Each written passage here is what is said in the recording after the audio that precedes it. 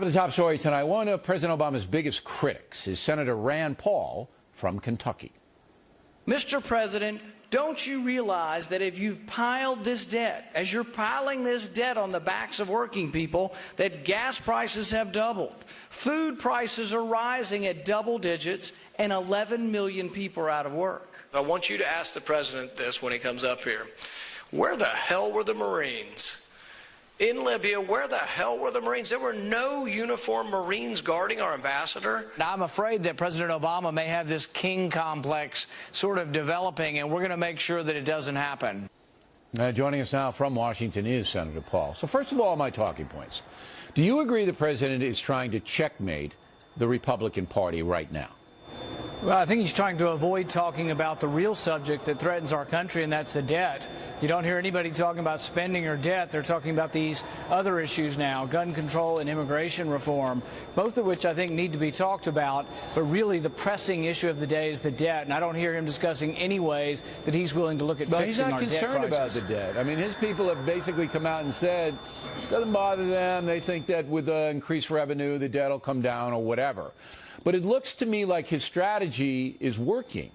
You know, if you look at the polls, it's 60% approval rating overall, 70% among Hispanic Americans. It looks like he has you guys pinned to the wall.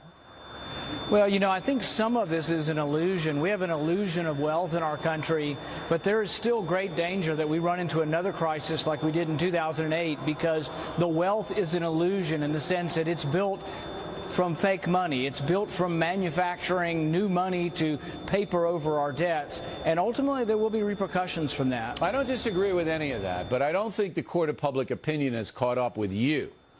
Now, the Republican Party, as you heard with Jindal and Trump, are pretty, you know, there's a lot of division on the immigration front, on the gun front. There's not a lot of unity in the GOP right now. I mean, you're one of the more conservative senators, but people like Karl Rove, for example, are saying, you know, you guys got to back off. And Bobby Jindal, you guys got to come to the center more. Do you see that?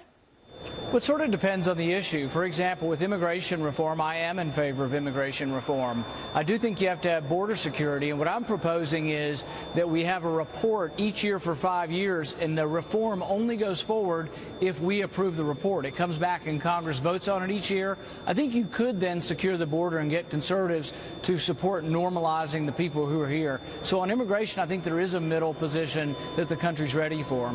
And on gun control, the Democrats and liberal media commentators are basically saying you got to get rid of the assault rifles, you got to get rid of the clips, you got to get rid of a lot of these things. And the Republican Party basically says, no, we don't want that. So the casual voter is not really following the ins and outs of this. Basically says, oh, there are those Republicans again, and you know, not looking out for the kids. And that kind of propaganda works. I think we're farther apart on the gun issue, and I think we have made some good points. Even Piers Morgan, I think, is starting to listen a little bit. What we're talking about is that guns are used for protection, that 86% of crime is committed by people who stole their guns or bought them illegally, and that really gun control ends up affecting the price and the availability to law-abiding citizens, but really does nothing to deter crime. All you have to think about is how when someone goes and shoots 26 people, they don't care that there's the death penalty for doing that, so laws aren't deterring them. So really what we need to do is talk about how we try to make schools safer, and really one way, I think, is to allow people to defend themselves. All right, but you see my point, that the president believes that he has the Republican Party on the run, on the defensive. He can make the broad generalizations that we want to be humane in the immigration front and we want to limit these big assault rifles. Nobody needs them. And the majority of the folks are responding to his argument. And all the polls show that. But when you look at polls and ask people about, do you think government is overspending? 3/4 of people think government's overspending. The spending, you guys are on the right side of the spending. But, you know, Mitt Romney ran an economic campaign, Senator, and it was all economics, very little social issues for Mr. Romney. He got his butt kicked, even in that arena.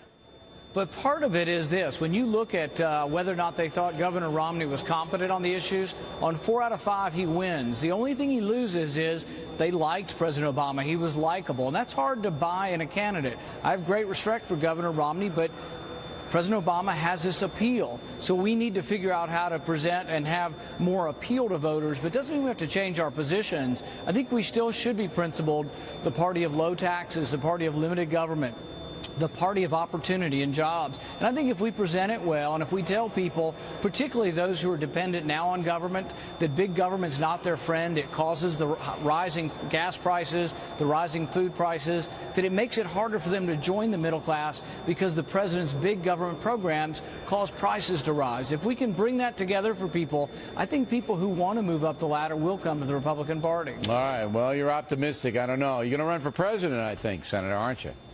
I don't know yet, but we're thinking about it. Yeah, I know you are. All right, Senator. Thanks very much. We appreciate it.